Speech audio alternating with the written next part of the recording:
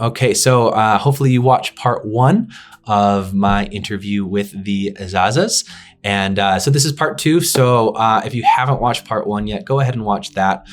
You can watch this one just alone, but it'll give you a kind of a better understanding of what they do in Colombia in part 1. So enjoy this part 2.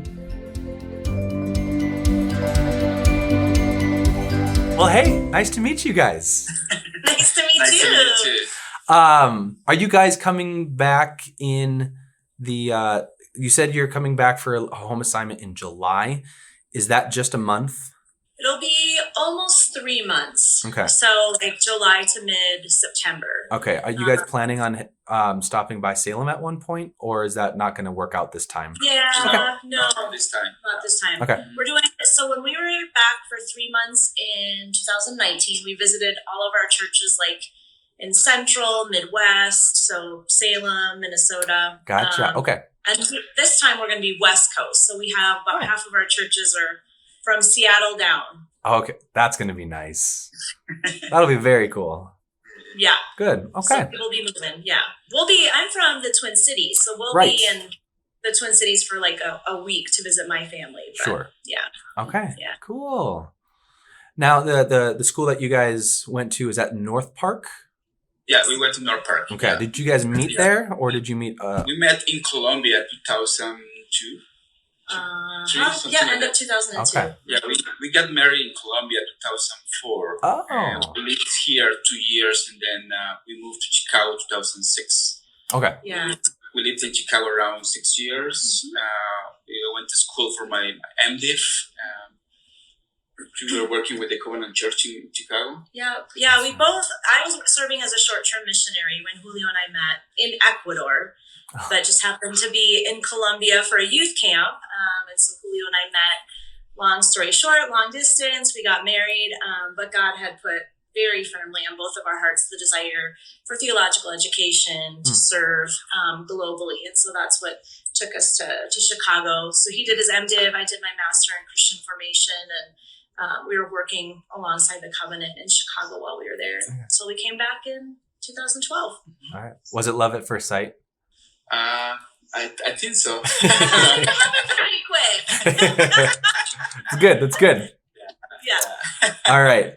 So I think you kind of maybe answered this one, but like, how did you then end up where you're at now? I always, I wanted to go to the U.S. to get student education, but I always wanted to come back to Colombia. Okay. So when we got married here, 2004, we worked here for a little bit, and then we went to the U.S., but we always wanted to come back and serve in Colombia and ministers here. So even though we spent 6 years in the U.S., we always want to have the goal to come back to Colombia. So we always had connections with people here in Colombia. Then we were able to do the Covenant training and everything, and we were able to be approved as missionaries and then come back to Colombia. So we always wanted to come back. Okay. Colombia or to any country in Latin America, I think. Yeah. Because Katie loves Latin America, so.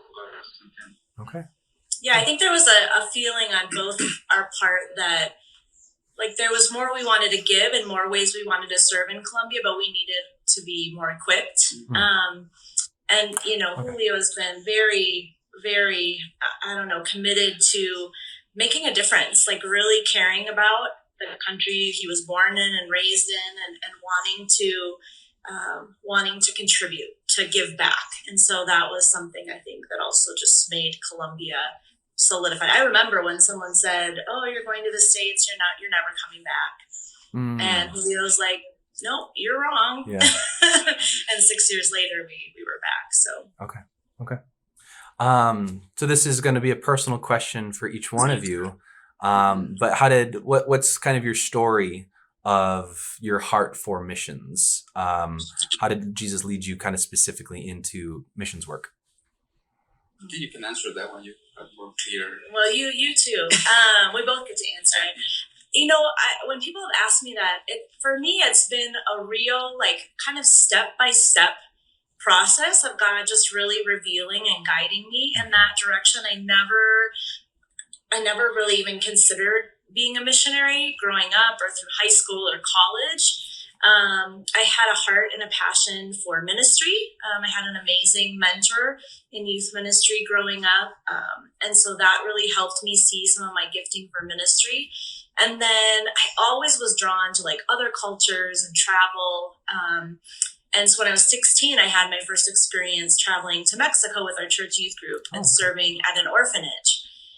And like, I realized like in that moment, like something clicked for me. Yeah. But I mean, I couldn't have put it into words. Like, I just know something was like deeply moved. And so I ended up going on and studying sociology, Spanish, thinking I was going to serve like the immigrant community in Chicago.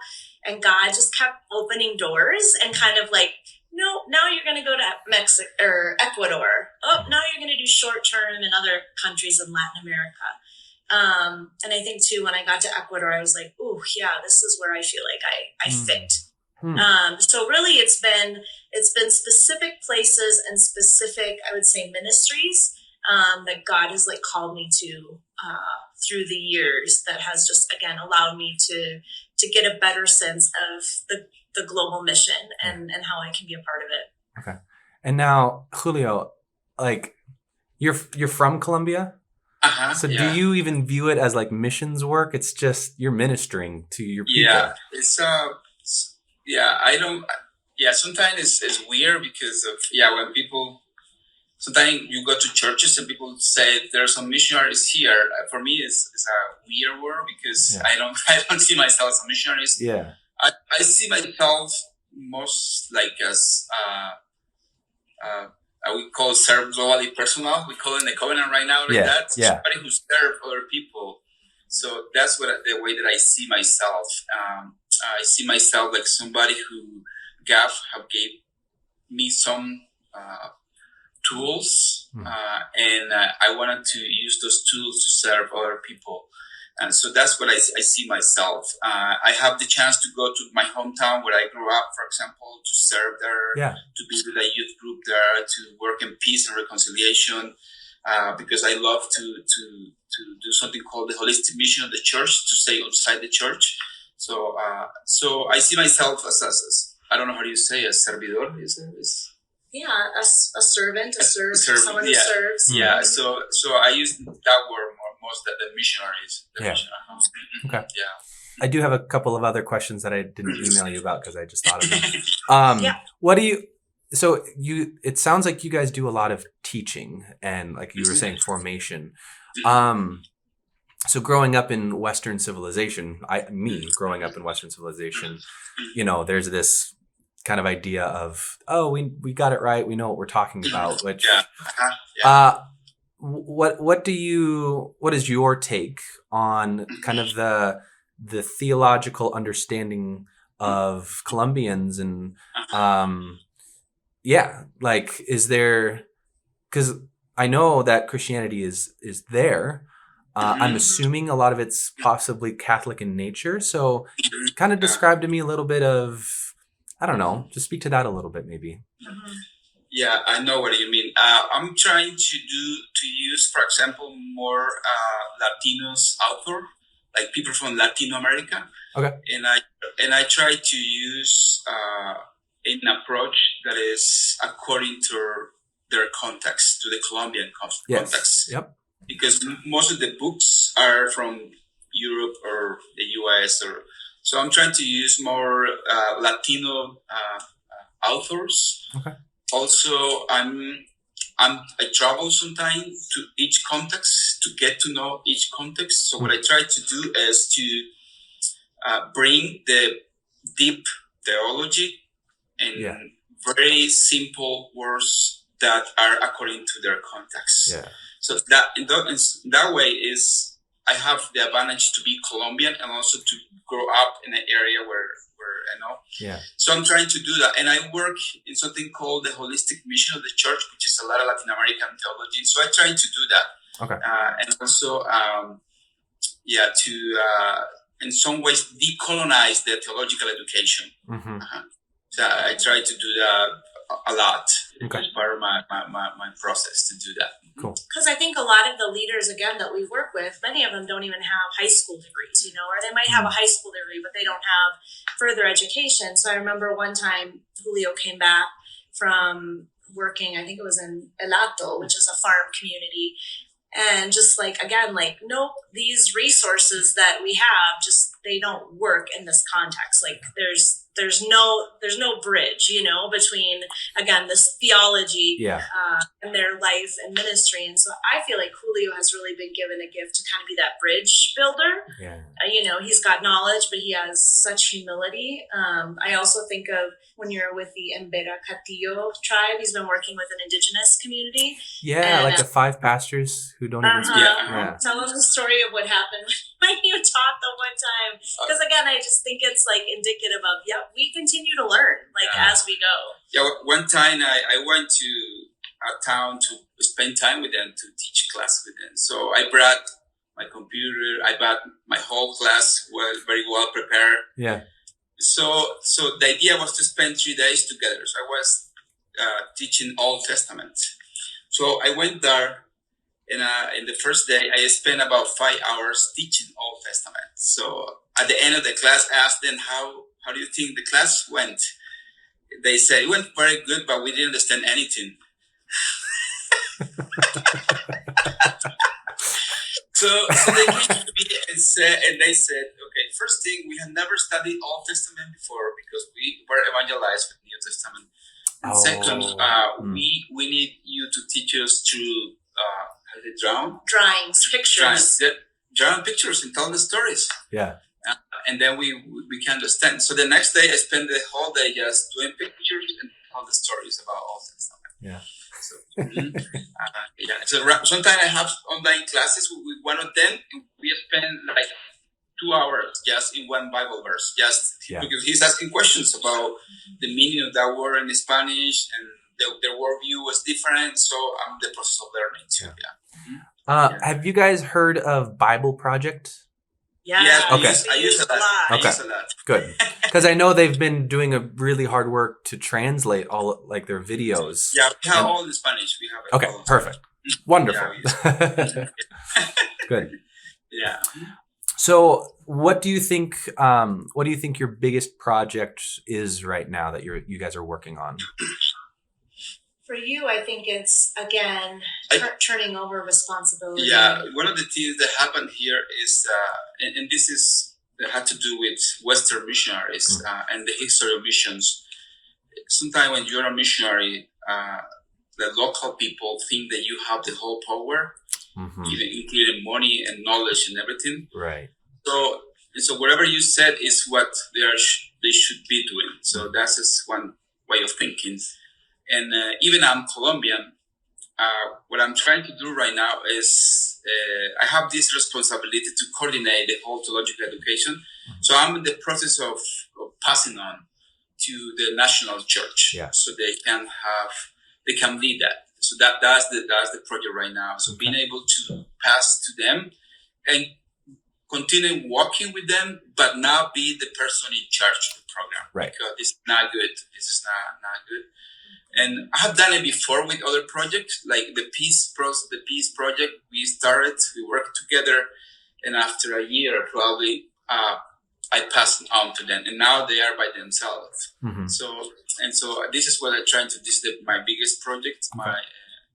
This is like ministry ways. Personal, I'm gonna start a PhD program in September. Okay. So that is a 5-year project that I'm starting. Whoa. This September. So okay. I know how to pray for you guys. Okay. Yeah, I would say along that lines, again, with the youth leadership, like I said, we started this kind of formational process in 2019, the end of 2019, and then 2020 came and, just it didn't move forward. So they're literally relaunching it.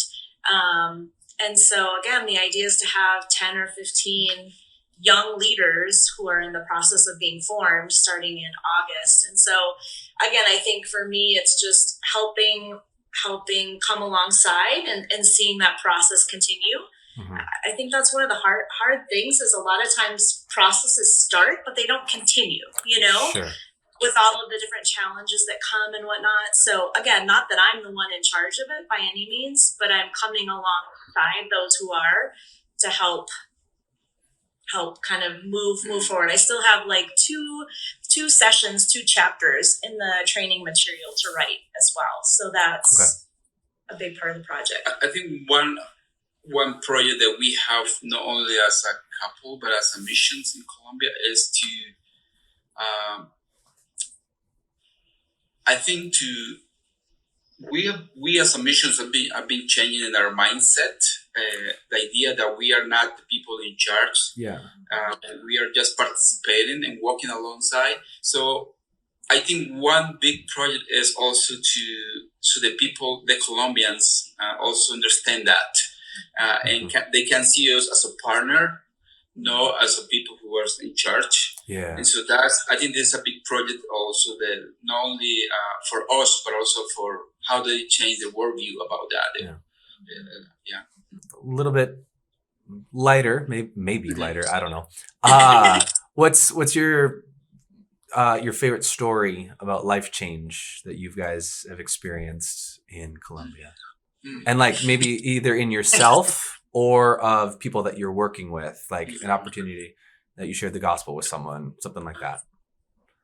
I just think one of them that comes to me really recently is I was teaching a class on Christian formation, spiritual formation, and afterwards one of the guys came up to me and just said, wow, I feel like God is really changing my perspective of what it means to follow him and be a disciple. He came from a very, very, very legalistic denomination. Sure.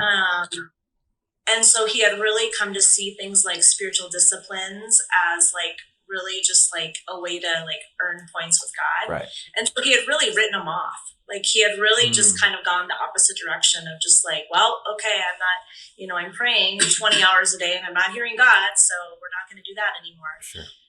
But he had said like God had been teaching him through the class, just like one, how much God loved him and wanted to be in relationship with him and commune with him. And he had never really thought of that, or again, of prayer as a way of like being with God, and how prayer or whatever spiritual practice again puts us on a place where God can really, really work in us. Yeah. And he said, I've been talking about it with my wife and it's changing the way like we just look at it with our kids. And he just said, I feel like there's been like life restored in me, in my relationship with God. So that was a really, really powerful, powerful thing that he shared with me.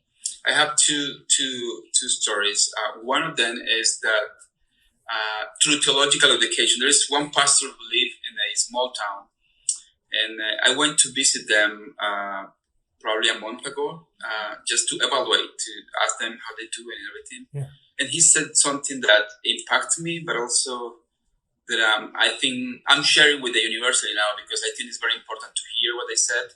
And he said, before COVID-19, theological education was a privilege for some people who live in the biggest cities. But now, because of what happened, theological education has been decentralized and it has come to our houses. He said good theological education has come to our houses. Yeah. And so for me, that was, wow, we need to think about that. And instead of bringing people to some places, we have to go to where the people are and with theological education. Yeah. Because good theological education not only change their personal life, but that it could change the whole community. So that's something. I see theological education as something holistic when I do that. And the second story is that I taught a class, I think it was last year. It's a class called Desafíos Contemporáneos. It's like contemporary challenges. It's a class that I teach about different topics. Yeah. Very, very hard topic. Sure. Like abortion, homosexualismo, different hard topic. So last Tuesday, I was teaching a class, and one of the students after the class, he said, Professor, I want to talk to you later. Can you give me 2 minutes to talk? He said, yes. So he said, do you remember me? And I didn't remember him because it was a class a long time ago. He has a long beard, he has a long hair at that time. And now he was different. So, Yeah. so he said, I was in one of your class last time, and your class changed my life. Oh. He said, right now, my wife and I are going to be missionaries working with indigenous community because of your class, he said. I almost cried at that moment.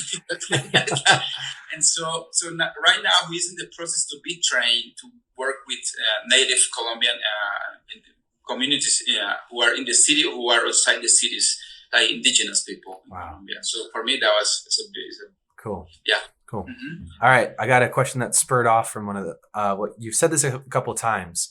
I think it would be helpful to speak to it. The term holistic theological training. What do you mean when you say holistic? Because I understand theological training, and I think I know where you're going with holistic, but can you kind of speak to that? Yeah, when you think about theology, you think only about religions and stuff or spiritual stuff. Yeah. And I try to use different disciplines. So I try to relate. I always tell my students that the Bible is not a book about religion or about spiritual life. The Bible is about everything in life. Yeah. So if you study the book of Deuteronomy, for example, the law is about everything. It's about economy, about political, it's about health, it's about all stuff. So when I teach, I try to help people to see that the Bible or the life Jesus had to do with the whole life. Yeah. So me as a Christian, I have to try to know about everything. So I said a good pastor have to know about political, about economy, I always say that because I try to do that in a way that people see that it's important, not just to see the Bible not just as a religion book, but God wants to see the whole life. Yeah. And that is very important here because what happens is sometimes people see the church just as a spiritual entity. It doesn't have to do anything with the system, the society. And because of that, we don't care about what's going on around. Yeah. The important thing is that people come to church and that's it. So when I teach holistic theology, I say, no, we as a church, we as a Christian, we have to be agent of transformation wherever we are. And therefore, that's the way that I think about holistic. Yeah, love that. Mm-hmm. Yeah. What is your favorite part of Colombia? Ooh, like place-wise or yeah, whatever you want to say. What's your favorite part about like living there? And like more like kind of not necessarily what you're doing there, but just like living there. Yeah. I love that we live in Medellin, which is in a valley surrounded by mountains. And so I love the nature around me. I love that like in 20 minutes, 15 minutes, I can be out of the city and be in a park and connect with nature. That's been something that's been so amazing. We went to a park with the youth leaders and to see the different birds and there were monkeys in the trees and again, not something you see every day, but that all of that is like within my lived experience, I think is really, really cool. And then I do love being an hour plane ride away from the ocean. Okay. I love being able to go to the coast. Again, Colombia is so varied in its culture, right? Culture in Medellin is different than coastal culture in Cartagena. And so again, getting to experience all the different kind of cultural aspects, food aspects, Cartagena and coastal culture is lively and colorful. And so I love that, again, I get a chance to experience all of it. It's the same question for me. Same question for you. I think I love to go to the places where I grew up because I live in a city that is very different where I grew up. Okay.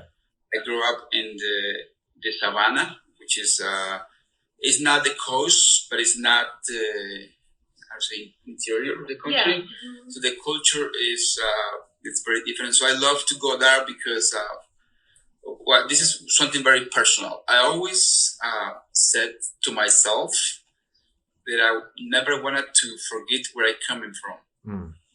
So I always go to those places to remember that. Mm-hmm. Anytime that I'm getting more education or maybe getting a little bit more money, something that would maybe trying to change the way that I think, I go back to those places to remember where I'm coming from. Sure. And in those places, I feel a peace, or I don't know. It's like I'm out of the world, in a different world.